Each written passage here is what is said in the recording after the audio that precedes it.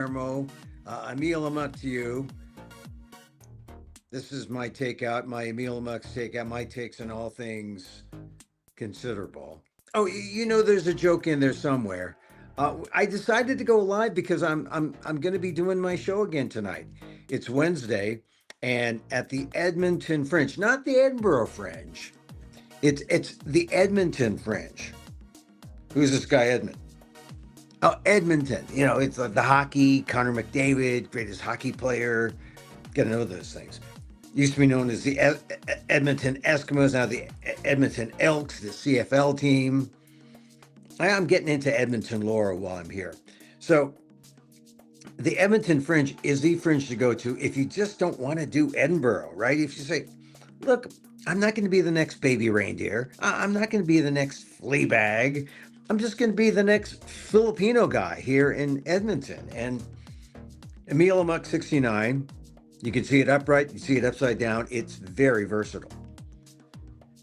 Tonight, 7 p.m., Venue 5 at Acacia Hall. It's a fun show. I talk about seeking a cure for Trump derangement syndrome. Not necessarily mine, maybe yours. But really, it's for all people, whether you like Trump or don't like Trump. I take a fairly, I'd like to say, an equanimous view where I help everyone. So that's tonight at 7, and I hope you can make it if you're nearby in Edmonton. If you're not, well, we'll just have to psychically communicate telepathically or something. The quantum fields we'll try to mesh. Been seeing some good shows here and also just meeting Canadians in line. And every time I say, hey, I'm an American in Canada, they say, oh, I'm so sorry. I'm so sorry. And always there's something going on. Oh, by the way, I'm showing you the Fringe link to the Edmonton Fringe. If you're close by, you can get tickets. Tonight at 7, Acacia Hall. Like I said, I've been here almost a week, exactly a week. And I've had all my bucket list things checked off. I had a bear spray attack. Yeah, I was part of one. I mean, the guy or the suspect sprayed it into a mall where I was at the CBC doing a radio interview. And I was about to leave, and they automatically shut the doors and say, you can't go out there. There's bear spray. You'll smell like an anti-bear. What does the anti-bear smell like? I don't know. They just cover your mouth, and it will just wait here till it dissipates. Oh, it was exciting. My first bear spray adjacency, right? I think it's like pepper spray, but kind of like, if you were a bear, would you like pepper? You'd probably want something kind of spicy or something sweet, right? We know that Yogi likes jam, Yogi Bear. Maybe it's sweet. I don't know. But all I know is that when it was ready to leave, we covered our mouths. Anyway, I'm here to tell the tale. I'm here. Bucket list, bear spray attack, check. All right, so tonight, Emil Amok. I'm amok about a lot of stories today. Boy, I'm a news guy, right? And the slavery stuff, Trump going off about slavery. He's going to repeat what he said not long ago. Maybe it was a couple of years ago. He said, we're going to have the good side about slavery. There was good side. There were good economically, No. I mean, it's ridiculous, the rewrite of history. My show goes into a rewrite of history, actually an ignoring of history, Filipino-American history. Tomorrow I'll come on and talk about a date in Filipino history that is significant because it may help us today if we think about the power of August 21st, 1983 in the Philippines, or what happened subsequent to that. That was the instigating date.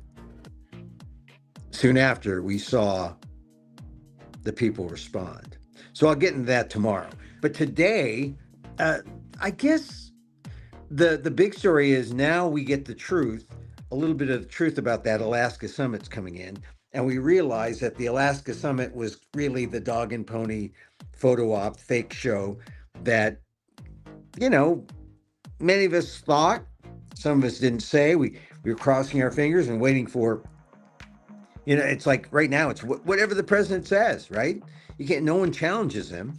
I mean, we know that, oh, he's kind of vain and he's kind of ignorant. He believes that Vladimir Putin is trying to help him win the Nobel Peace Prize, which is funny. Yeah, because Donald Trump is trying to get peace, and there's Vladimir Putin killing Ukrainians as Donald Trump is trying to figure out, oh, what does this mean? This Nobel Peace Prize. Vladimir Putin really wants me to win it. Yeah, he's my buddy. He's my buddy. But we all know that that's kind of a sham today. I mean, now the Russians are saying, well, what's he talking about? Peace. What is he talking about? A meeting with Zelensky. What are we talking about? Protections for Ukraine. And Trump is sort of dumbfounded, like, oh, what? Yeah, and all the Pauls are saying, whatever you want, Mr. Trump, right? Because they know how to play Trump, and that's to feed his ego. Let him be stupid until he gets it himself. Let him be stupid until he realizes how stupid he is, and then it's a, hey, do you know I'm stupid? Let's change this. It's going to take a while. It's going to take a long while, I think. And really, the only thing that's going to change this war effort, I mean, the U.S. and the Europeans have to apply pressure. But the U.S. is not applying pressure because Donald Trump thinks he's on the path to peace. He's not on the path to peace. Not when Vladimir Putin is killing Ukrainians every day. It's really frustrating. But that's kind of today's news. The other news of the day is that the jury, or the grand jury, a judge has blocked grand jury documents from being released in the Jeffrey Epstein case. So the DOJ wants to release something, and the judges know it's absolute BS, and so they're saying, we're not releasing it. You can't release it. So it's another setback for the DOJ, which they deserve. They should just release all the files, not just the grand jury files, all the files. And then there won't be a case. But they are trying to slow roll the release of the Epstein files because they know that if people see Donald Trump's name and all throughout the Epstein files, and that would not be a good impression. That would not be not a good impression at all. Although maybe he'd want that. Say, look, I'm friend of pedophiles. I'm friend of the pedophiles. You would think that at the very least, if he's that friendly toward pedophiles, he would be really, really friendly toward Volodymyr Zelensky. I mean, he promised protection of Volodymyr Zelensky. What kind of protection? Here's 12 condoms. Oh, it's going to take more than that. It's going to take more than that. Anyway, hey, Canada is this. If you ever come to Canada, and I suggest you do, only because you'll see it's like it's a foreign country. You're international, and I think what's stark about it is they're doing everything that the United States was doing before Trump, right?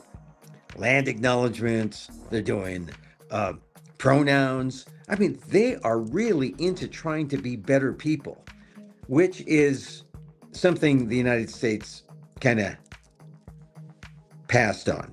We don't want to be better. We just want to be number one. And that means that if you want to be number one, you don't have to be a better person. You just have to be the best, but not a better person. That's something I like about the Canadians. They're strong, humble people. And here at the Edmonton Fringe, it's a party. It's quite a party. So what else do I want to talk about? Oh, so my show tonight, Emil Aug.20-24th, and it's just fun because, when you don't do the show on the stage, you sort of do it, on the street or at the theater door as people go to other shows, and you say, hey, consider my show. Look at my show. And that's important. Oh, hey, a U.S. alert comes out. Why so few Americans read for pleasure? That's funny because we're too stupid is the answer, and because of the education system, and because our leader doesn't read. Our leader likes. I don't know what the leader likes to do. He likes to show off his literary style on social media while he's in the bathroom, 3 a.m. in the morning. Lots of caps and exclamation marks. Uh, so yeah, so I'm going to do my show today, 7 o'clock, and then the big show. Well, not the big show, but I'm doing a show on Thursday at 11 o'clock, which is that's going to be tough. I mean, 11 o'clock's a little late. We shall persevere. Then I have a show Friday, off Saturday. I'm going to see some shows and take care of some Fringe stuff, business wise. Just look at, make contacts with people. And then Sunday, the finale at noon. So if you're close, get your tickets. You see them on the screen there. If you're not close, I'm going to come back to San Francisco at the Marsh, and we're going to do something in November. I believe right now the tentative date is the 19th of November at the Marsh. And I'll do essentially the show that I'm doing here, which I developed at the Marsh on Monday Night Marsh, the Monday Night Marsh spot. So check it out, Emil Amok, coming to San Francisco in November. So it's already August. So we got September, October. We'll do different things. I'm going to do a Filipino Comedy Festival in September. October is his birthday month. So there might be something special. I might just throw in something special there. Don't know yet.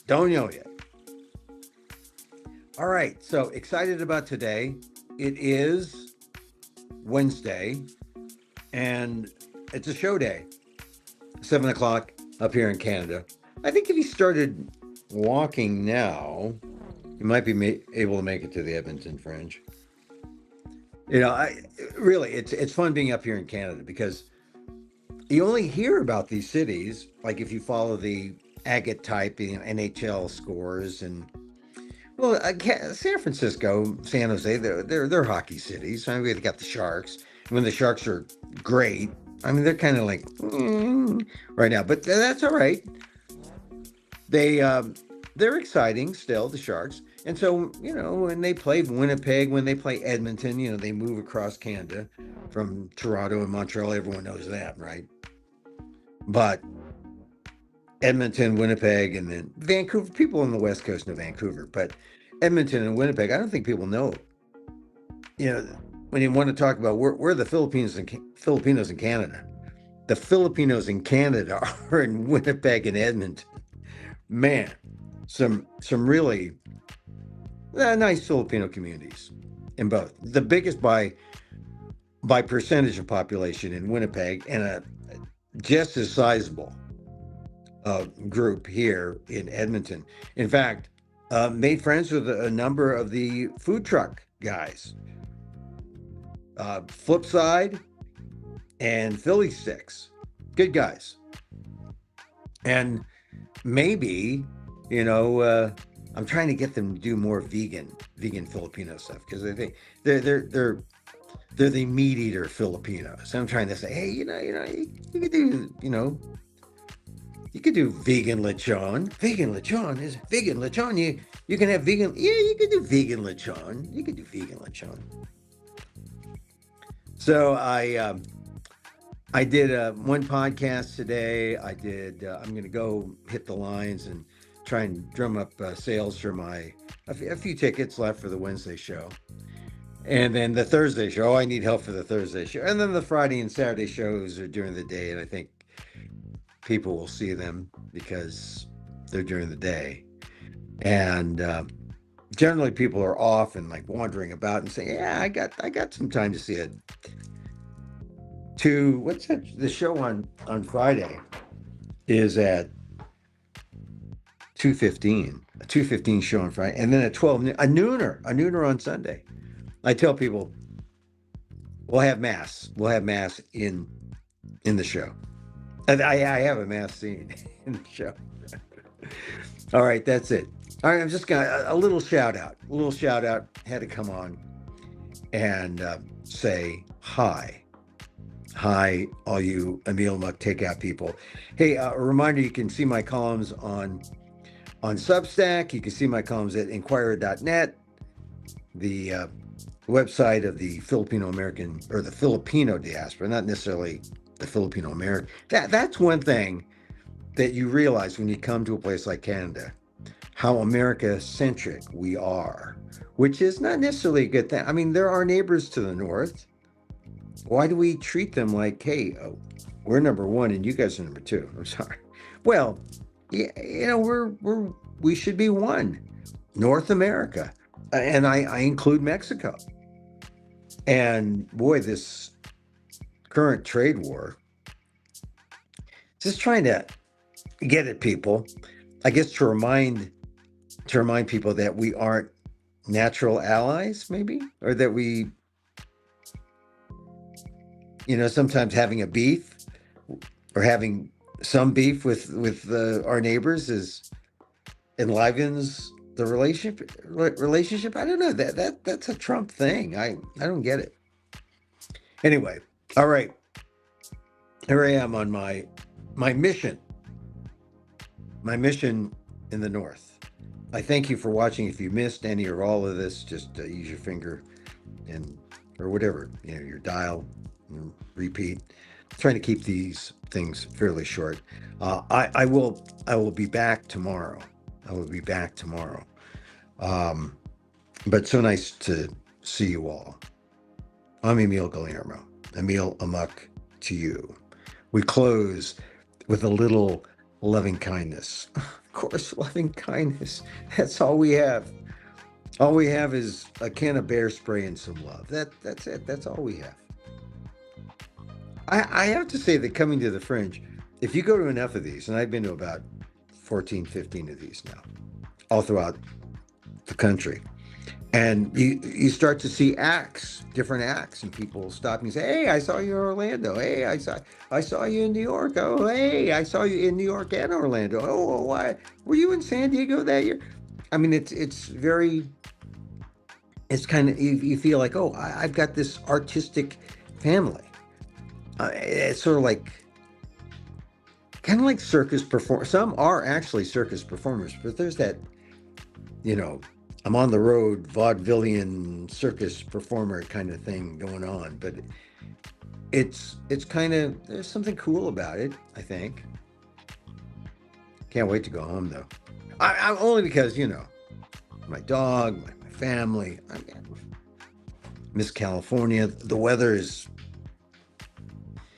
Anyway, we end with a note of love. And so, as I wish for me, I wish for you. May you be safe. May you be happy. May you be healthy. And may you live with ease. Till next time, Emil Guillermo here. Emil Amok to you. Mahal